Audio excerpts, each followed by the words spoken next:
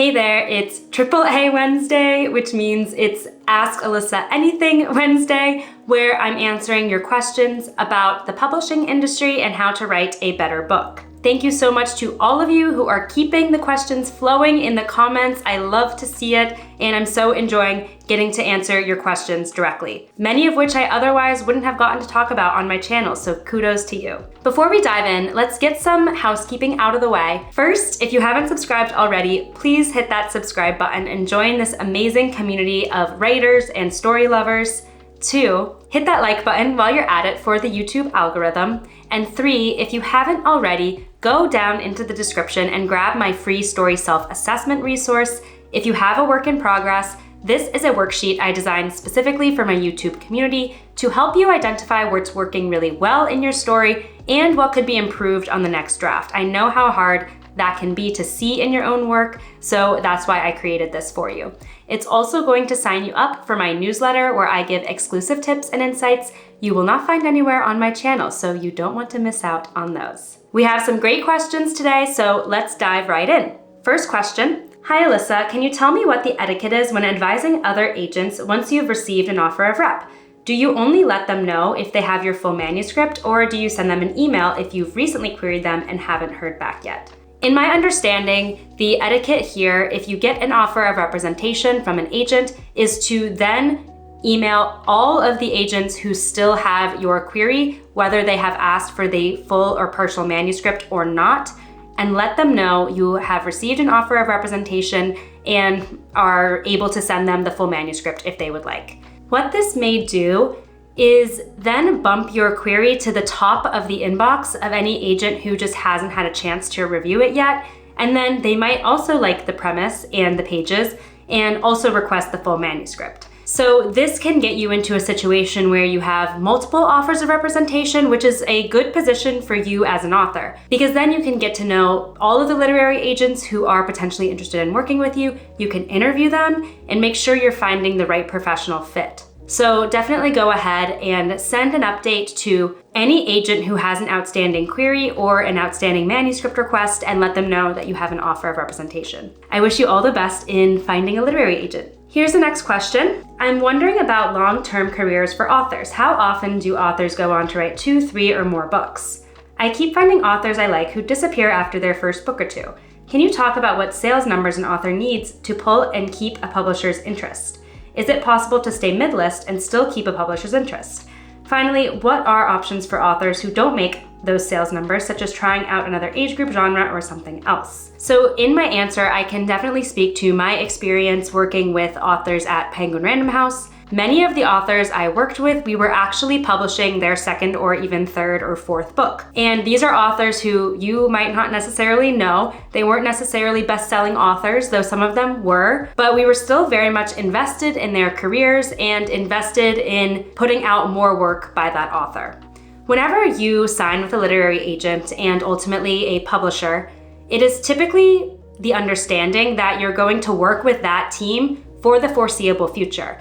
And typically the publisher will be interested in hearing what your next book is, and more likely than not, they will want to publish it if they like the idea and the genre matches the imprint's specialties. It was very rare in my experience that an author who we had an established relationship with came to us and said, here's the idea for my next book, and we said, oh, we don't want to work on that, we don't want to work with you anymore. Way more often it was, that sounds great, can't wait to see it, let's work on it together. Now, I can't give you a specific figure for what sales make you a mid-list author versus a top-tier author, because it really varies on the publisher and the genre, but it is very common that an author publishes 1 or 2 books before they actually have their breakout book. And there's actually an author who I worked with at Ballantine, which is a division of Penguin Random House, who was what you are calling a mid-list author for the first years that I was working with her, and then she had a hit and is now a very well-known best-selling author.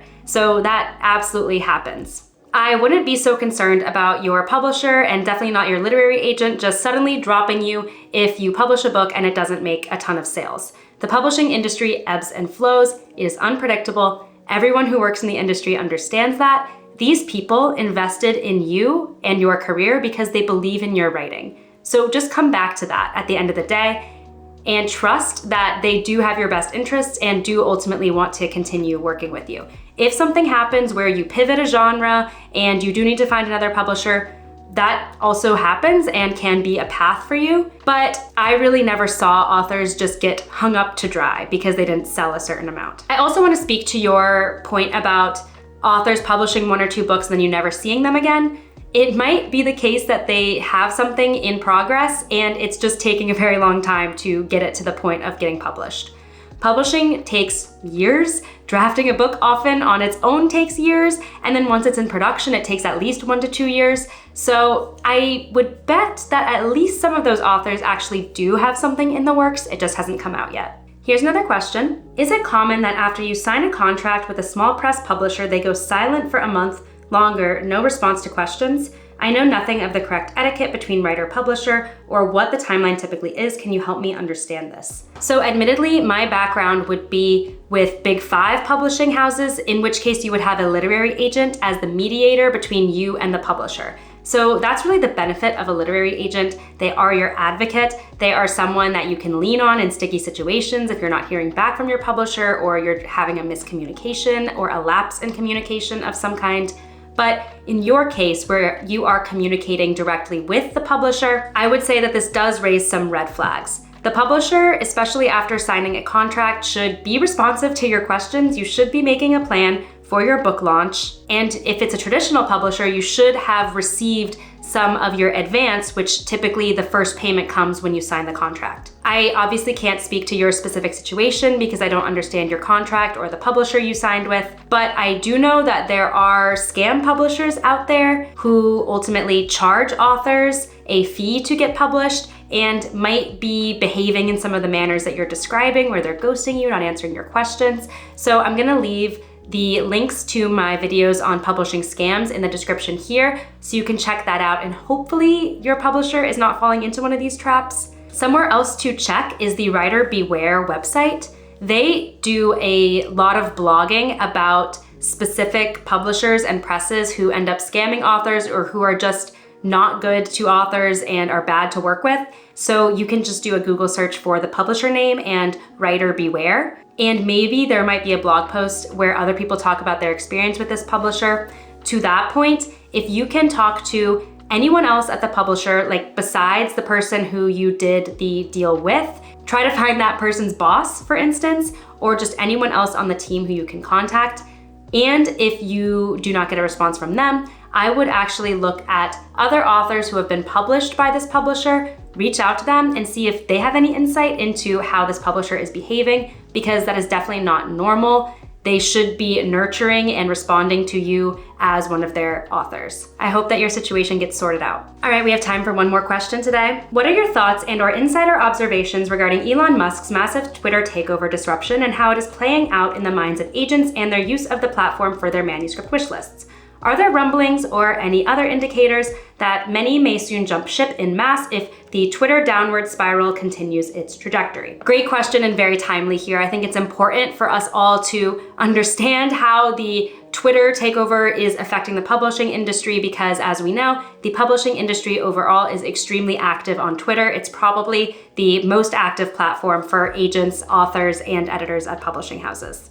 I have been seeing a lot of agents and editors talk about what's going on with Twitter and talk about other platforms to find them on besides Twitter. A lot of them have Substack newsletters. They have Instagram, for instance. Some are going on to Mastodon, but I'm not really seeing that happen in mass, so I'm not really sure I'm gonna jump the ship personally quite yet. By and large, the sentiment I'm seeing is that they're gonna stay on the ship as long as it keeps going down. I think I'm even seeing people compare it to the Titanic sinking. So unless the platform is fully shut down or something drastic happens where we are no longer able to use it for the purposes we have been in the publishing industry, I think it's still active. Of course, I will keep you guys updated if anything hugely changes. That's all we had time for today. Thank you to everyone who submitted a question, and if you have a question you'd like to ask, leave it in the comments here and it will be added to my queue. Don't forget to hit that like button, subscribe if you haven't already, and grab that free story self-assessment resource waiting in the description below.